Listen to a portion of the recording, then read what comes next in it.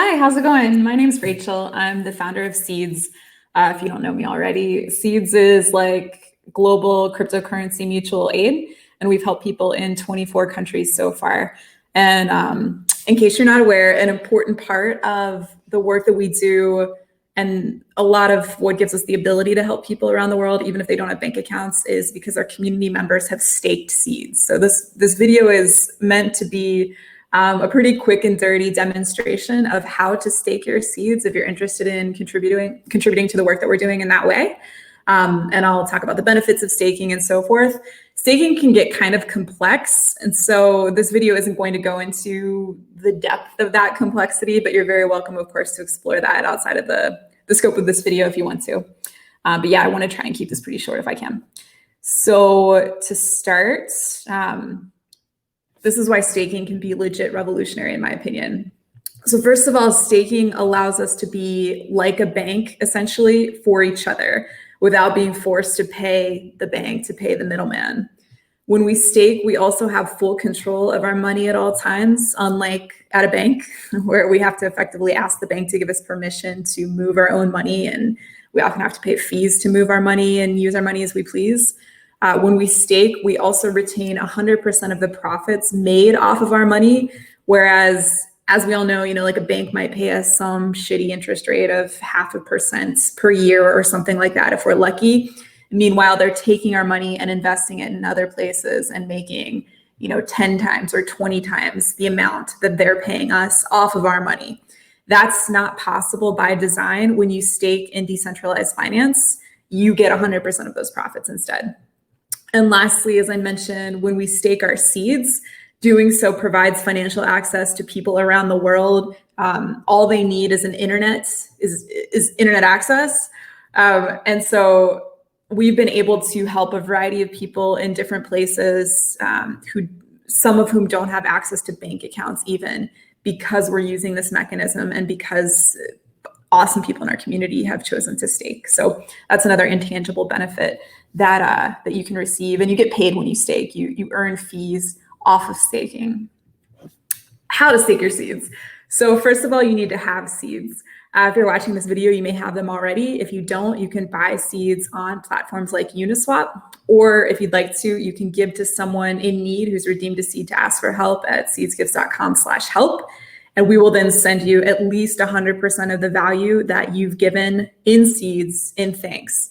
If you choose to go with recurring giving, recurring monthly gift, which you can cancel anytime, we'll send you up to 135% of the value that you have given in seeds at market price at the time of your gift in thanks. So that can mean up to like $700 per month in free money that you're giving, that you're receiving from us as a token of our appreciation for your generosity.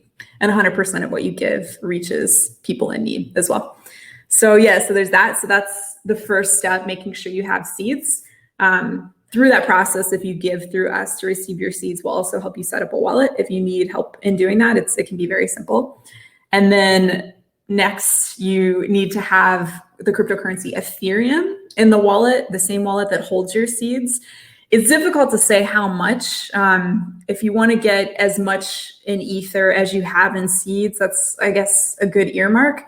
You're also going to need enough Ether to cover transaction costs as well. So, I mean, as a ballpark figure for beginners, say if you're planning on staking $50 worth of seeds, maybe you'd also have $50 worth of Ether in your wallet, plus a couple bucks of Ether to cover any transaction fees. Something like that would be okay, I think. But again, it's more complex and requires some experimentation to kind of find the optimal amounts. So you kind of have to ballpark it when you're first looking at staking.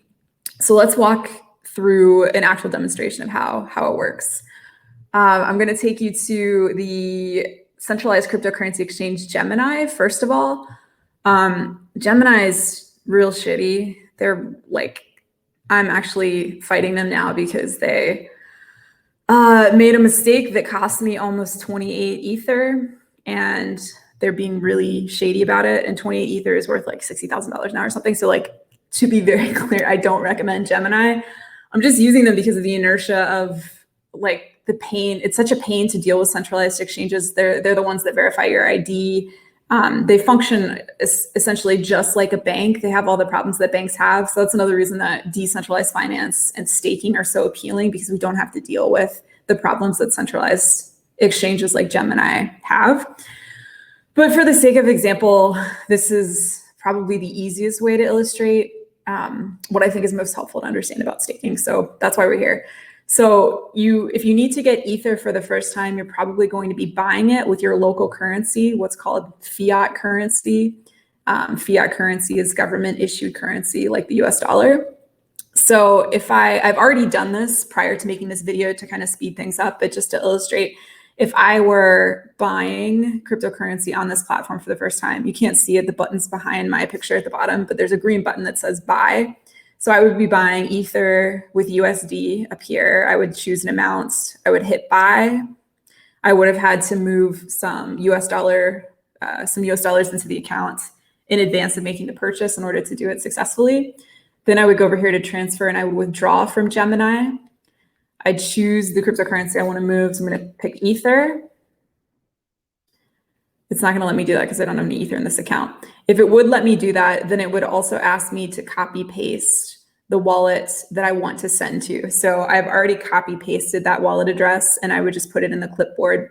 If you're doing this for the first time, you'll find that that wallet address begins with the digits 0x and it's like 42 characters long.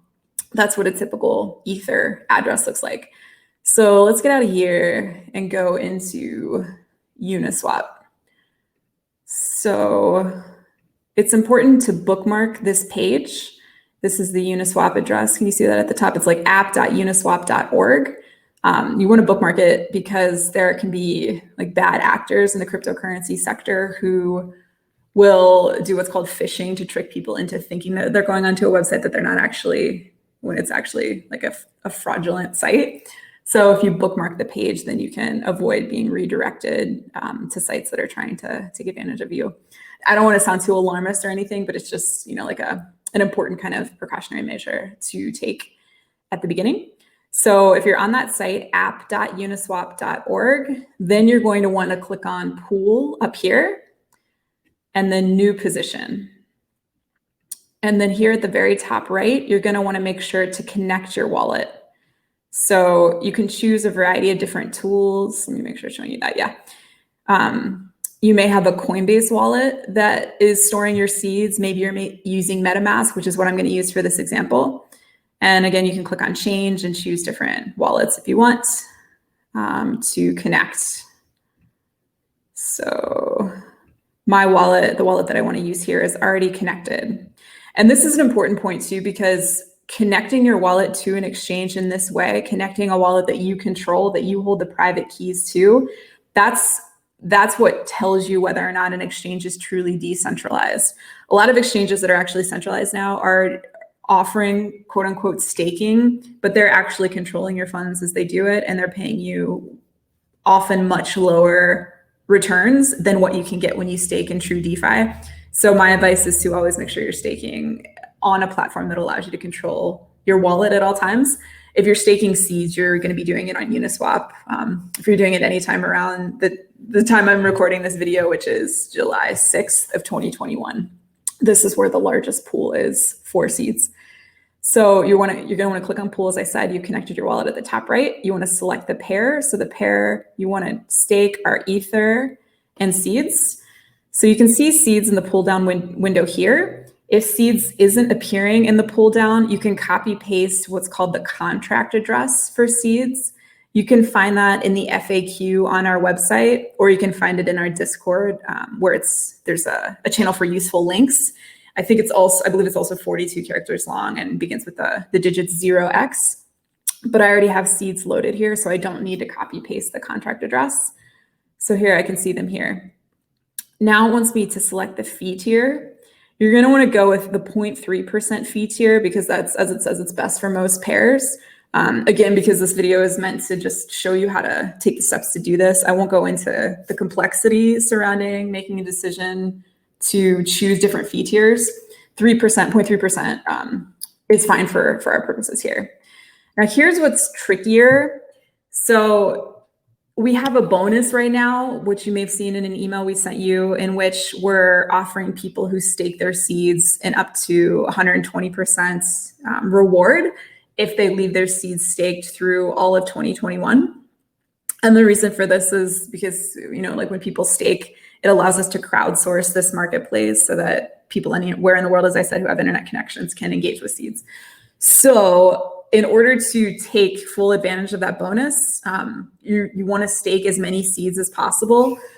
Uniswap's platform doesn't do a good job yet. Hopefully they'll improve this, of helping us to understand like how to select the maximum amount that we want to stake. Instead, we have to select this price range, first of all. So it's probably going to benefit you more to select a relatively narrow price range. We can see here that the current price range is 1 Ether is 21,252.7 seeds. Seeds are trading at like 11 cents each or something like that right now. So you want to select a range that's trading around the current price, because if you get outside of that range, you're no longer earning fees on what you've staked. So seeing that this is the current price, I'm going to say, like, I don't know, maybe the minimum is 18,000 and the maximum is 24,000, something like that. So let's see how much. Okay, cool. It looks like they actually did update this platform a little bit since the last time I used it. So they seem to be constantly making updates, which is cool. All right, so knowing this, going down here to deposit amounts, I'm gonna wanna select, again, the maximum amount of seeds because that's what can give me the maximum bonus. So if I select that, there's a lot of seeds in this wallet and I don't have enough Ether to stake that amount. But if I did, this is what I would need to stake.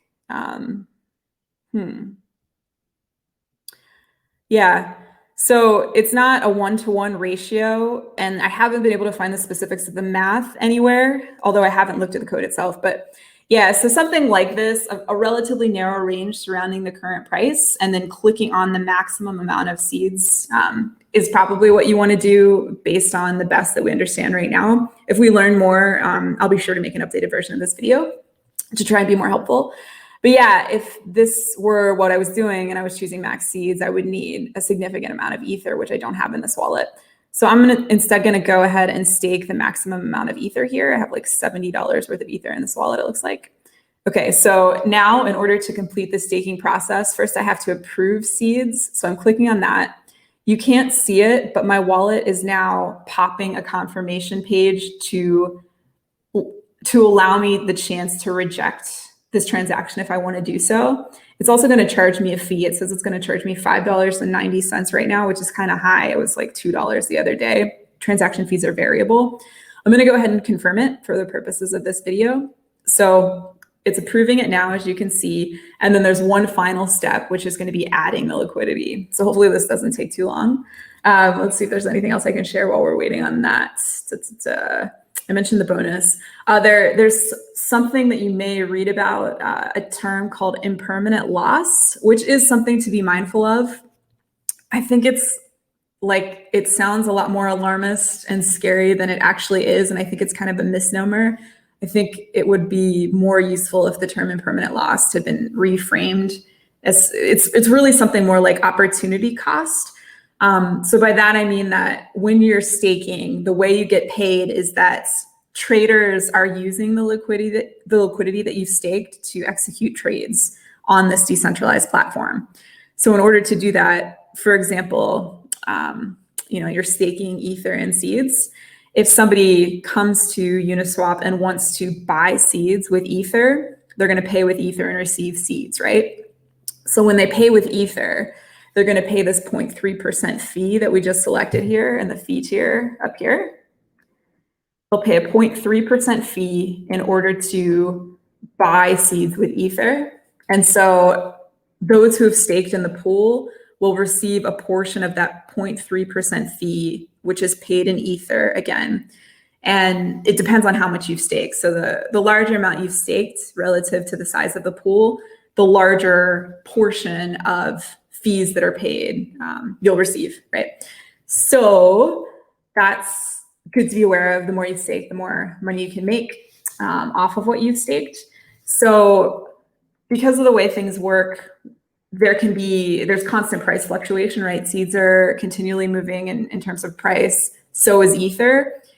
If you stake for a shorter amount of time, it can look like if you chose to remove at that moment, it can show a loss as compared to what you would have had if you hadn't staked at all.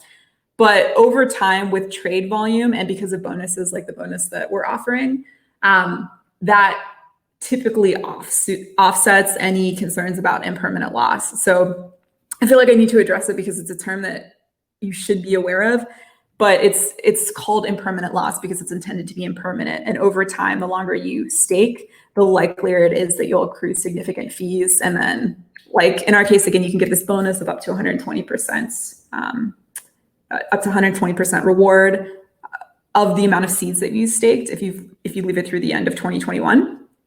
Yeah, and then also there can be other unexpected benefits, like just recently people that had staked received this airdrop. It ended up being like $700 to $800 for a lot of people just because they'd staked. So somebody just gave them that much cryptocurrency, which they were able to sell. So there are these other unexpected benefits to staking that can appear. So it's important to keep all of that in mind when you're considering the benefits of staking. So we can see that this was approved. So now I can add the liquidity, clicking on add again. If we go here, we can see the range that I had set, seeds per ETH. Okay, I'm clicking on add. It's popping another confirmation window within my wallet, which you can't see. So it's telling me what the gas fee would be. And it's asking me if I want to confirm or reject it. The gas fee it's telling me I would have to pay right now is $62.08. That's too high. I don't want to pay that amount to stake like $60 worth of seeds in Ether. So I'm going to reject it right now. As I said earlier, gas fees are variable. So what I can do is I can check this out again at a different time. I'll try to check it maybe at an odd hour to see if the fees have gone down. And if they have, then I'll go ahead and move forward with staking when it's cheaper to do. So you can keep that in mind too. You can just check back at another time to see if you can get a better gas cost. Yeah, so I'm going to stop this video now. It's already longer than I had hoped it would be. If you have any questions, feel free to ask us in our Discord. Yeah, and if you're considering staking, we really appreciate it. It really helps people out. And yeah, it's awesome of you to do. All right, thanks so much.